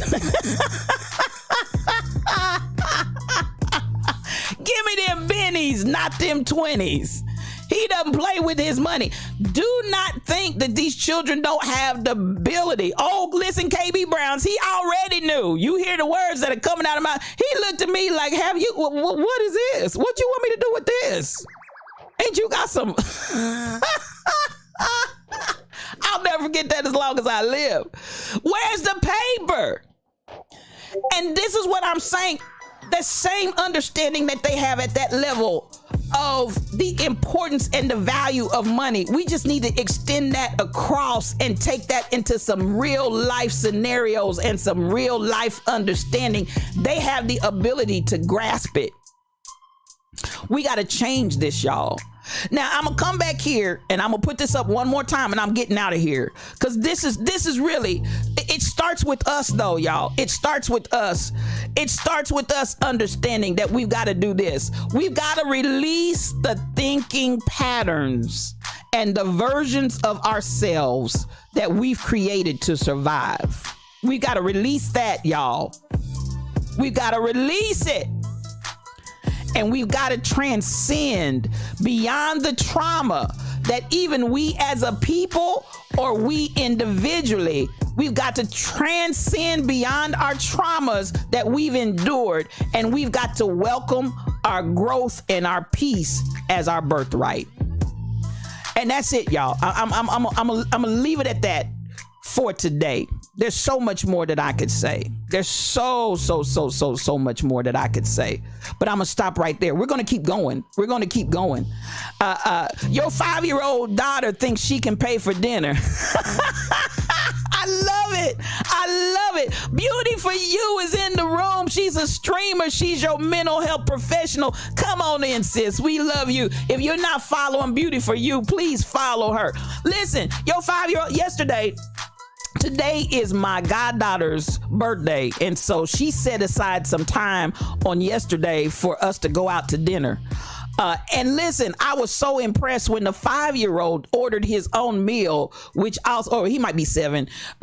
He ordered his own meal, which consisted of steak, and he wanted his au jus sauce. He said it just makes the flavor so much better. Then they proceeded to talk about paying for dinner. These kids understand money. One reason, they understand money. So I think this is a rethinking to transcend beyond our trauma. Let's teach them the real truth and value of money. Don't play. Let's make this a life experience that they can relate to and educate them about money, how it works. And I told you this on yesterday. We're talking in time and season now where we're not just dealing with working for our money, but we're dealing with our money working for you. I'm going to say it once more and again. We're not just talking about dealing with money and working for money, but I want you to understand the full ramifications of your money working for you. And you don't have to work as hard when your money is working too. And like I told you on yesterday, I I want your money to work like a Hebrew slave. You heard it. I said it. I want your money to work for you like a Hebrew slave. I want it to work hard for you. And to do that, as what Usher is doing here, we've got to have financial literacy. We've got to have financial literacy. And so there you have it. I'm out of here today. I'm a little bit over time. I appreciate you guys. You are so beautiful and so precious to me. Now, even if you don't take that to money, I still want you, even in your personal life, to engage that concept. I'm gonna put it up one more time. I want you to put it in your personal lives. I want you to make that commitment. What did I say to you as well? Set some time limits. Don't y'all just be out here willy-nilly. This is what I'm going to do after a while. I want you to set some time limits. Put some parameters around that thing. When are you going to make it happen? How are you going to make it happen? And then make it happen. Because why? This is what we're about on today. I release the thinking patterns and the versions of myself that I created to survive. I am transcending beyond the trauma I endured. And now I welcome my growth and I welcome my peace. That's my birthright. That's my birthright. I ain't got to ask nobody for that. That's my birthright. Am I talking to anybody this morning? I hope you heard every word, and I meant every word that I said. Thank you for joining me. Well, I feel for my brother and I feel for my sister. This has been Yes You O Cubed. And this has been one-on-one, just me and you. Please copy that rage sign, and we're going to ask you if you can and if you will, follow us on over in the raid, if you will. Now, I'm going to ask you if you would just follow me, y'all. I'm out there. I'm on Facebook. I'm on YouTube. I'm on Instagram. I'm on TikTok, Patreon, Twitter, Twitch, Anchor, Discord, and more. I'm going to say this again before we get out of here. You want to join me on November the 11th? Yes, beloved. That is next Thursday morning. Dr. Dady Priest will be our special guest in the Lion's Den. I want you to hear every word that comes out of this sister's mouth, because I promise you it's going to be profitable and it's going to be good for your soul. Can't wait for Dr. Dady next week. Please be here with us in that cast. Now, I want you to understand, as we talk about, this is our mantra that we love to say: I am all powerful in love. God hasn't given us a spirit of intimidation. God hasn't given us a spirit of fear. We have power. We have love. We have a sound mind. And with that in mind, I know that greater is He, the love that's in me, than anything that's out here in this world, which allows me to rise up powerful. I am all powerful in love, and that's my birthright too. Now, as we talk about it, we don't just talk about change. We know we've got to be the change, and we do this thing together in the village. We do this thing together. This pride, Pride, this Pride Alliance is relentless, and you're going to hear us roar. I promise you, you're going to hear us roar. So as we get up out of here, I want to thank everybody that came through today. I appreciate you so much, so much, so much. I hope that you got something out of today's stream. I appreciate my mods. They are always in here. And as I say, they're not just moderators. My moderators cover me. They spiritually cover me. I want to appreciate the Rebel Inc. I want to appreciate Shelly Thunder. I want to appreciate Michelle Browno. They all are powerful in their own rights. I love y'all and thank you. All kinds of mod love to you. Today we had a resub. BTD Mom, I appreciate you because you've been one of my day ones and you are always there. Thank you for hosting the stream, Kim Possible, Crazy Berrytown, King Coogee, Tall Pumps, DJ Onyx Hart, Michelle Browno, Dr. Dady Priest, Shelly Thunder, L7 Kings, L7, The Rebel Inc., LaWanda Baskerville, and BTD Mom. I want y'all to know y'all are all that and a bag of chips. And like I always like to do when we get ready to get up out of here, I want y'all to have, without a shadow of a doubt, peace for your journey.